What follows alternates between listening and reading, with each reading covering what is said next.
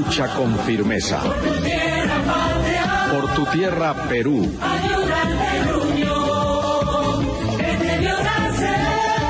Costa, sierra y selva, unidos.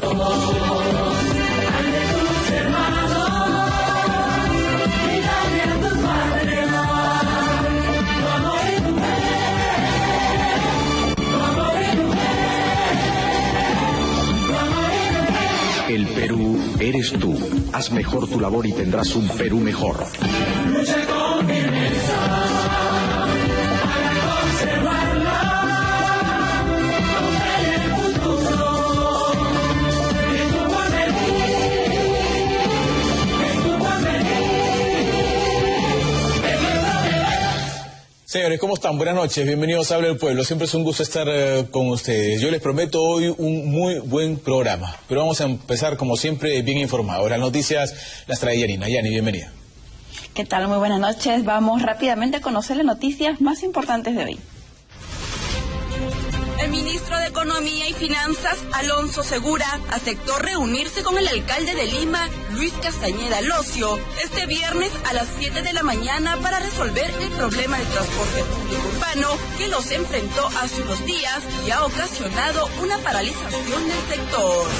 El Jurado Nacional de Elecciones presentó la ventanilla única de antecedentes para uso electoral, que permitirá a los partidos políticos conocer los antecedentes judiciales y tributarios de posibles candidatos, con lo que se espera una mejor selección de los mismos. Quienes deban reparaciones civiles al Estado o a terceros no podrán postular en las próximas elecciones generales o ejercer cargos públicos, según lo afirma la Ley 3035-3, publicada en el Diario Oficial del Peruano, que además anuncia la creación del registro de deudores de reparaciones civiles. La Fiscalía citó a la primera dama Nadine Heredia para que declare este viernes sobre la muerte de Emerson Fasabi, quien trabajó en la vivienda de la pareja presidencial. Heredia Alarcón fue denunciada ante el Ministerio Público como autora mediata del presunto crimen de Fasabi. El escritor peruano Carlos Arámbulo fue seleccionado junto a escritores de México, Ecuador, Chile y Bolivia como finalistas de la segunda edición del Premio Hispanoamericano del Cuento Gabriel García Márquez, en las que se presentaron escritores de 19 países. Y esas fueron nuestras noticias. Adelante, Pepe. Gracias, Yani. Vamos a tener contacto rápidamente con nuestra colega periodista en Argentina, Fabiana Scherer, para que nos cuente cómo está la situación electoral. Se están preparando para el balotaje, la segunda vuelta que ocurrirá este 22 de noviembre. Fabiana, ¿cómo estás? Buenas noches. Bienvenida al Pueblo. Hola, José. ¿Cómo estás? Buenas noches. ¿Cómo estás? ¿Bien? Bien, bien, es un gusto saludarte, Fabiana. Cuéntanos, por favor, cómo está ahorita el ambiente allá en Argentina, cómo se vienen preparando los dos candidatos que han quedado, tanto Scioli como Macri, para la segunda vuelta. Bueno, todo realmente está como una situación bastante dividida, hay como discursos de un lado y del otro, teniendo en cuenta, bueno, el balotaje que va a ser el 22 de noviembre, pero previo a eso, el 15 de noviembre, vamos a tener el debate que se va a hacer en la Facultad de Derecho, donde tanto Scioli como Macri van a poder exponer de acá en futuro los planes que van a tener. Yo creo que ahí va a ser un momento fuerte y determinante para ver cómo se sigue. Hoy, por ejemplo, reapareció Cristina Kirchner luego de las elecciones y llamó mucho la atención que no estuviera Daniel Scioli a su lado. Habló por primera vez después de las elecciones, reivindicó nuestro sistema electoral, felicitó a María Eugenia Vidal y a su esposo, que fue elegido intendente de Morón, y además destacó que vamos a ir al balotaje porque somos una fuerza democrática. Pero sobre todo pidió reflexionar. Dice que nos preguntemos como ciudadanos qué representa esta nueva votación y que no se trata de elegir partidos, sino un modelo de país. Y ahí está centrado realmente el debate. ¿Qué modelo de país quieren los argentinos? Y es la gran discusión que se arma y no hay lugar en Argentina que no se hable del balotaje. Ella dice, bueno, que no es candidata a nada y que se va a su casa, el 10 de diciembre deja de ser presidenta y no quiere ver cómo se desmorona todo. Ok, Fabiana, permíteme hacerte una pregunta. Yo me imagino que tanto Daniel Scioli como Mauricio Macri deben estarle prendiendo velitas al candidato Massa, ¿no? Yo no sé si él tenga la capacidad de endosar votos para una u otra fuerza. ¿Cómo está ese tema? Bueno, justamente lo que se está buscando es tratar de ganar y seducir a los votantes de Massa. Pero bueno, Massa, por un lado, en realidad no se mostró firme para ninguno de los dos candidatos. Dijo que él tiene, digamos, propuestas concretas que quieren que se lleve, que no va a ser como un voto útil, pero hablaba de un cambio. Entonces, cuando se habla de cambio hoy por hoy, está relacionado obviamente a lo que puede pasar con Macri. Yo creo que digamos, acá el fuerte va a ser en el debate y de lo que pueden proponer desde acá, desde el futuro. Proyecto. Lo que se le está reclamando a Scioli es no solo hablar del pasado, no quedarse ligado a la figura de Cristina de Kirchner, sino como una nueva cara y ver de todo lo logrado hasta ahora, que es el discurso obviamente que tiene el Frente para la Victoria, de qué manera lograr y encarar hacia un futuro. De hecho, hoy Daniel Scioli tuvo una presentación en Tucumán, hablando justamente, anunció la implementación del 82% móvil, la eliminación de algunas retenciones. El desafío para ambos candidatos es, como vos bien decías, captar, digamos, a los votantes de Massa, que todavía no dio a entender que se inclinaba su balanza para Mauricio Macri, pero no lo dijo abiertamente, sino que usó juegos de palabras, ¿no? Medio metafórico su discurso. Pero la conclusión indica que, bueno, que lo que tienen es captar justamente estos votantes y tener en cuenta que lo que pasó en las elecciones, luego de lo que fue las PASO, Scioli no perdió votos, sino que también ganó, y obviamente ganó Mauricio Macri votos, sumó. Sí, pero lo interesante es destacar que fue un aumento en la participación. El 64% de las primarias se pasó al 80,88%. Caramba, o sea que hubo 1.198.498 votantes más. No es un detalle menor a tener en cuenta. Y luego, bueno, captar la mayor parte de los 7 millones de sufragios que se repartieron entre Massa, Del Caño, Stolbizer y Rodríguez A. O sea, el desafío, yo creo, y que va a quedar muy bien expuesto lo que pueda llegar a ocurrir el 15 de noviembre en la Facultad de Derecho, que va a ser un debate que se va a transmitir en la televisión pública, en América, en Telefe, en Canal 26, se va a poder directamente ver por los canales de Twitter y de Facebook, es abierto y bueno, está captando la atención en el mundo entero de lo que puede llegar a suceder. Fabiana, muchísimas gracias, estaremos al tanto y esperamos tener contacto contigo también para lo que vaya a ocurrir este 15 de noviembre, siempre acá la expectativa de lo que pueda pasar ahí en Argentina en las elecciones presidenciales. Fabiana, nuevamente, muchísimas gracias por estar en Habla del Pueblo. Bueno, gracias a vos, José, estamos en contacto, hasta luego.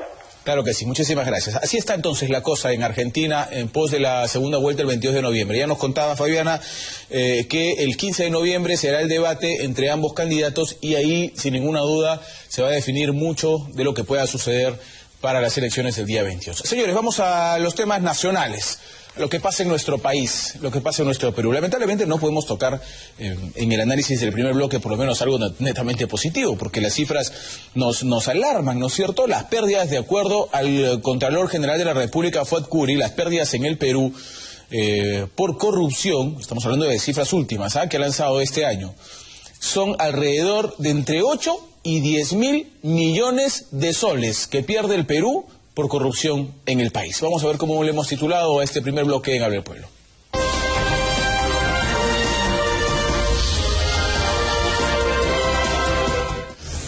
¿Cuánto pierde el Perú en corrupción? Yo les he lanzado una cifra en soles, ¿no es cierto? Pero no es todo lo que pierde el Perú cuando hay corrupción, porque una corrupción significa obras mal hechas, significa un sistema malogrado, significa una serie de cosas alrededor de estos actos sucios de corrupción. Estamos con el doctor Raúl Charamé Orbe, decano del Colegio de Abogados de Lima. Siempre es un gusto tenerlo, doctor. Bienvenido. Muy buenas noches, Pepe. Un gusto estar en esta mesa redonda tan interesante y tratando este tema, pues, que es una lacra para nuestro país, un tema de naturaleza estructural, mundial. No podemos decir que solamente la corrupción se concentra en el país. Ayer leíamos las noticias de España, como en Cataluña, que es la zona más rica, hay un 3% de comisión que ha sido acusado el gobierno, el partido que dirige esta región. Pero en nuestro país subdesarrollado, vemos cómo esto se ha magnificado por 10. En España, en Cataluña es 3%, pero acá el Contralor nos informa algo que era evidente, porque si hay diezmo en el Perú, siempre se ha hablado del diezmo de un 10% de comisiones, de cohecho en relación a las compras, y este año el Perú ha efectuado, está presupuestado 26.000 millones de soles en compras, y nos están hablando que de esos 26.000 se han sustraído un tercio, ¿no? Estamos hablando de 10.000 millones de soles. Estamos hablando pues de algo que es muy grave para el siguiente tema.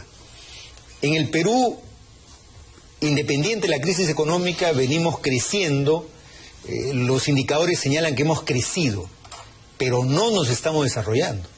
Y cuando no nos desarrollamos, decimos algo están fallando en las cifras, pues, o sea, está bien, las cifras están en azul, pero no nos desarrollamos, porque no hay una mejor educación, no hay, los productos, los servicios no son mejores, ¿no? Los lapiceros que compra el Estado no sirven para nada, los teléfonos no son útiles, o sea, las compras están mal hechas, porque precisamente hay corrupción, y esa corrupción es precisamente la contraparte del crecimiento. ¿De qué nos vale crecer?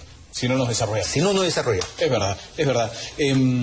Sin estar haciendo un extraordinario trabajo en la Contraloría, nos cuentan que 1.304 funcionarios públicos denunciados con pruebas por estar involucrados en presuntos actos de corrupción siguen trabajando en el Estado como si nada hubiera pasado. Marco Lajara, es un gusto, bienvenido. ¿Cómo están? Un gusto, la mesa enriquecedora por la información, y me interesa marcar una diferencia entre lo que es la corrupción en Lima, que es la que generalmente aparece en los noticieros, y la corrupción en provincia. En Lima se siente, se percibe, pero no se ve. En provincia la ves, porque el corrupto, hablo del empresario corrupto, se enaltece de ello, y el entorno lo aviva, y lo envidia, y lo aplaude, y quisiera ser como él. O sea, el corrupto es un famoso positivo. Correcto, es un famoso positivo, por eso es que lo dice, lo declara, porque afuera tiene la muestra de la corrupción, que es la camioneta, o se fue al mundial, o comenzó a comprar perros, o se compró un restaurante, la casa en la playa, y dio el salto. Y como en algún momento vimos a Oropesa lleno de estos carros y nadie se dio cuenta, ¿no es cierto? Cosa rara, allá sí te das cuenta. Y te das cuenta para envidiar. Y entonces las cifras que nos expresa el doctor Chanamé son claras, abominables y hasta vomitivas, diría yo. Lo que ocurre en provincia al no tener un liderazgo positivo, rompes una estructura moral, rompes una estructura de lo que te enseñaron en el colegio, de lo que te enseñó en la primera comunión y de lo que tú escuchaste del famoso Adviento que puede hablarse dentro de la Navidad previo a esta. Entonces tú te das cuenta que el discurso es lindo, pero la realidad te cachetea directamente, ¿no? Para la Procuraduría Anticorrupción, mira qué importante lo que menciona el doctor de Marco Lajara en tema de provincia. Para la Procuraduría Anticorrupción, hace un año, ahorita, el 92% de los alcaldes del país, o sea, estamos hablando de casi de 1.700 alcaldes en todo el país, estaban siendo investigados por presuntos actos de corrupción vinculados a delitos de peculado de uso, malversación de fondo, negociación incompatible y colusión. Increíble. Don Electo, bienvenido. Es un gusto tenerlo. Gracias, Pepe, por la invitación. Buenas noches. El Perú, como nunca, tiene un monto de dinero que nunca, ni con el salitre, ni con la pesca, ni con... Está bajando, ¿ah? Está bajando. Está bajando, pero todavía tenemos mucha caja. Gracias a Dios que el Estado no puede gastar ni el 60% del presupuesto. Si gastara más del 60%, sería terrible lo que estamos hablando de 8.000, 10.000 millones de soles que se dejan de invertir en educación, en salud, en seguridad y en justicia. Es criminal. ¿Qué es lo que pasa? Se improvisan a los candidatos. Ahora vienen las alianzas y barren con todo. ¿Cuánto pones en el partido? Y vamos para adelante. Eso es la desgracia del país. Cuando estudiábamos en la maestría de gobernabilidad, le decíamos a Javier Silvarruete, que en paz descanse, mi amigo y profesor, Javier, tienen que preparar equipos para que vayan a enseñar, no de acá, que vayan a enseñar a provincias. Yo he vivido 4 años en Piura, en Paita. Se tumbaron un palacio municipal lindo, lo vi en fotografía, hicieron una caja ahí de cemento con vidrios, se gastaron todo el presupuesto de 2 años adelantado y no lo terminaron. Y sin embargo, Paita adolecía de un buen sistema de agua y desagüe. Increíble, pues ese es un delito tremendo. ¡Tremendo! Doctor Chanamé, ¿qué piensa usted de estas cifras y estos hechos? Bueno, yo acabo de escuchar un dato evidente de que en provincia la cosa es externa, la cosa es faustosa, la cosa es... Se luce. ¿no? Y además, por los datos que nos ha dado el doctor Lajara, yo creo que algún nombre sabe, ¿eh? Por ahí nos puede soltar algo. Son datos muy precisos. Yo creo que lo que ha ocurrido es lo siguiente. Hasta hace 20 años atrás, el 95% del presupuesto del Estado lo concentraba el gobierno central. Correcto. Y entonces cuando viene el proceso de descentralización vía las regiones, que es una política de Estado necesaria, cerca del 30% del presupuesto lo tienen los gobiernos regionales y 1.800 municipalidades. 1.800, increíble. Y entonces, claro, es una política de Estado, hay que descentralizar incluso el gasto. Sí. Que el gasto no lo haga pues Lima. ¿Cómo es posible que Lima le esté comprando los escritorios a la municipalidad de Chiclayo? No es posible, pues, ¿no? Cada municipalidad y cada gobierno regional deben distribuir, pero ahí viene el gran problema. O sea, como que hemos democratizado la corrupción, la hemos extendido, la hemos regionalizado. La hemos descentralizado. La hemos descentralizado. Y aparentemente estos nuevos funcionarios han hecho evidentes sus delitos. ¿Eso quiere decir que en Lima no hay delitos? ¿Eso quiere decir que el gobierno central es probo? No, yo creo que esa es la pregunta que ya planteaba, porque como que solo los alcaldes y los presidentes y los gobernadores el día de hoy, regionales, tienen algún grado de responsabilidad o son más propensos al delito y al cohecho. Y yo creo que eso no es necesariamente así, sino lo que ocurre es que hemos extendido la corrupción.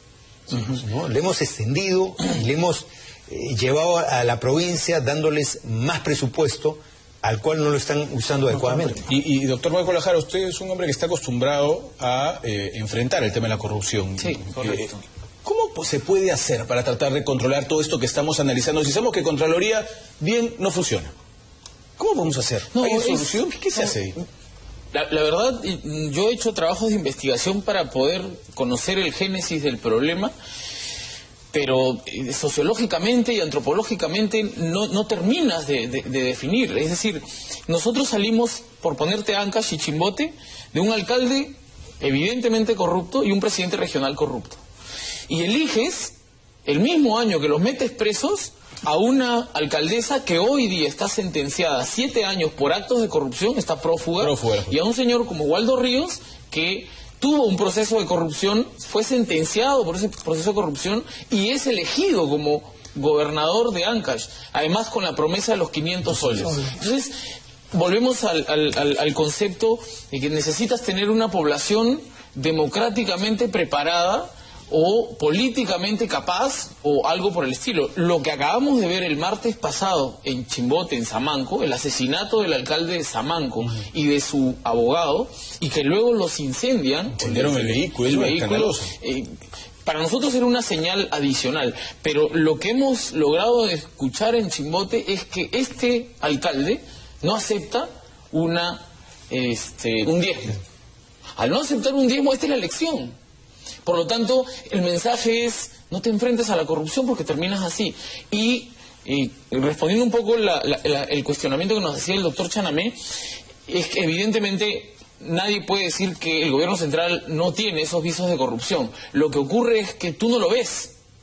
En provincia sí ves el acto de corrupción, porque ves inmediatamente el resultado y además el enaltecer el acto de corrupción. Acá quizás es un poco más asolapado. Yo no podría hablar del Quisiera tema. hacer una pregunta antes, si me permite, don Electo Ceballos. No, por aprovechando favor. la experiencia que tiene el doctor Lajara.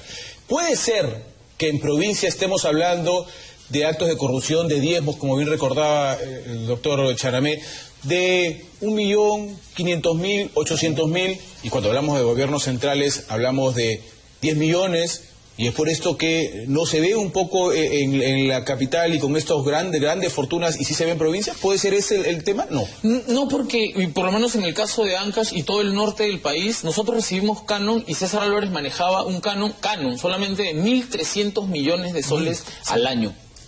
César Álvarez se atrevió a cambiar 200 millones, a comprar 200 millones de soles a un cambista. Juntó 14 cambistas. Ese acto no fue evidenciado ni puesto en el tapete por el gobierno de turno en ese entonces, que era el doctor García. A pesar de que Chimbote, Trujillo, tiene una gran legión de apristas que podían y que en ese momento observaban ese acto. Pero nadie dijo nada. Y ese era el preámbulo de lo que después se vino, ¿no? Don Electo Ceballos, en las grandes gestiones se ve, entonces sin ninguna duda hay candidatos a la presidencia para el 2016 que son involucrados en temas de corrupción severos. Pero estamos viendo en este gobierno 3 grandes obras, 3. Talara, 3.600 millones. Un proyecto que era 600. La línea 2, 25 metros de profundidad en el Callao, a 3 metros están en agua. 7.000 y pico de millones. Y el ducto al sur, el gasoducto, que no tenemos gas porque no se ha descubierto. Esos son síntomas de corrupción. Yo no soy auditor, pero la Contraloría debería mandar todo un gran equipo adelantándose porque se sabe que van a meter la mano. Entonces, ¿qué estamos? Cruzados de brazos. Y los que sufren son los muchachos cuando uno ve estas tomas de los colegios sin agua, sin desagüe, sin baños, sin techo, sin vidrio, y la gente a las 3, 4 de la mañana haciendo su cola para atenderse. Yo lo he vivido en Piura. Yo salía a las 6 de la mañana, 6:15 de la mañana, para irme a Paita todos los días, y vivía muy cerca de un policlínico. La gente durmiendo, amaneciéndose para una atención, para que le digan, regrese en 3 meses. Esa es la realidad, esa es la trafa que los peruanos tenemos que denunciar. Doctor Charamé, ¿y por dónde podríamos avisorar? Yo le hago una pregunta similar a la que le hice el doctor Lajara. ¿Por dónde podríamos ver la ruta de la solución frente a este tema, tener una Contraloría que desde mi punto de vista es débil? No sé si usted considera lo contrario. Bueno, yo creo que hay que fortalecer la institucionalidad a través de lo que tenemos. Tenemos una Contraloría General de la República que hay que fortalecerla, hay que darle un liderazgo, eso depende del propio Contralor. Esos son los mecanismos formales. Tenemos un Ministerio Público, las procuradurías que tienen que cumplir su papel, y tema que se ha discutido en los últimos días mucho en el Perú, y un poder judicial fuerte. Esos son los controles formales. Pero también tiene que haber un control social. No se puede ser permisivo, no se puede admirar, no se puede convalidar, y creo que de alguna manera la sociedad es permisiva con esto.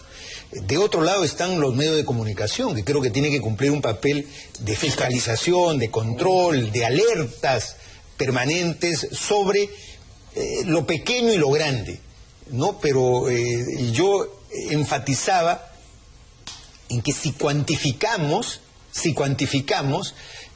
hay un alcalde que está purgando prisión por una malversación, pero si cuantificamos los montos son relativamente pequeños si los comparamos con el metro, con la interoceánica, con las denuncias que se han hecho en Lavallato, ¿no? O sea, entonces sí hay corrupción en los gobiernos locales que hay que combatirla, pero no hay que descuidar la macrocorrupción que tiene pues soportes internacionales, y para eso también requerimos acuerdos internacionales, porque el blanqueo no se hace solamente adentro. Las grandes cantidades están en los bancos peruanos, están en las casas peruanas, no, las grandes cantidades están en los paraísos fiscales. ¿Nos puede servir el tema de Lavallato para algo de esa naturaleza, no? Claro, para agarrarlo como punto de partida. Digamos. Necesitamos tener acuerdos internacionales. Estados Unidos tiene mecanismos de control, por ejemplo, el tema de la FIFA. El tema de la FIFA ningún país lo descubrió. Tuvo que intervenir Estados Unidos. Entonces también encontramos complacencia gubernamental tercermundista, pues, ¿no? Que todos de alguna manera somos cómplices cuando dejamos que esto suceda. A ver que desafilen a Estados Unidos de la FIFA. Pues. A ver que desafilen. No, pero señores, tenemos que irnos a un corte. No gana el tiempo. 30 segundos, por favor, mi querido elector. Pero, ¿qué pasa con la Contraloría? Yo, presidente de una región, yo le doy el local a la Contraloría y le pago los sueldos. ¿Quién me va a controlar?